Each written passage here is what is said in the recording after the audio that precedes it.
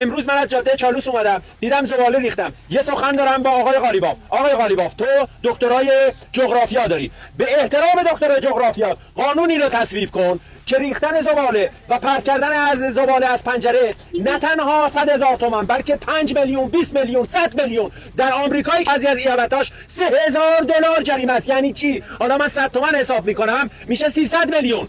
در سنگاپور، در کره، در ژاپن، من همه کشورها رو رفتم، با تجربه دارم میگم. به خدا قسم این طبیعتی که ما داریم هیچ جای دنیا نداره. اما ما قوانین بازدارنده نداریم. ما جمع میکنیم اما شما قوانین بازدارنده بذارید. امروز بعد از 1 هفته من از جاده چالوس اومدم، دردم گرفت، جگرم سوخت، دیدم دوباره زباله ریختن، دیدم زباله ریخته شده، همه زباله های جدید.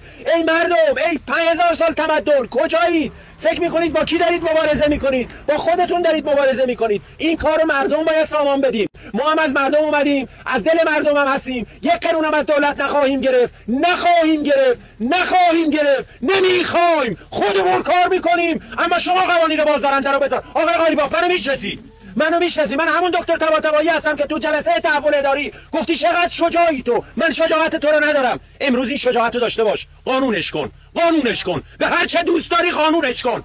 بذار زباله نریزن. این جغرافیای ما خیلی بده. تو حالم به هم میخوره از این جغرافیامون که زیباترین جغرافیای دنیا رو داریم اما همه جا میای پر از زباله است. چیکار باید بکنیم؟ بنابراین دوستان عزیزم، آرام میگم به همه مسئولین، به همه کسانی که دستتون تو کاره، دلتون بسوزه، کار کنید، تلاش کنید که زباله‌ای ریخته نشه، ایرانمون پاک بشه. بهترین جغرافیا رو داریم، بهترین اقلیم رو داریم، بهترین سرزمین رو داریم. حفظش کنیم. خیلی ممنون و سپاسگزارم.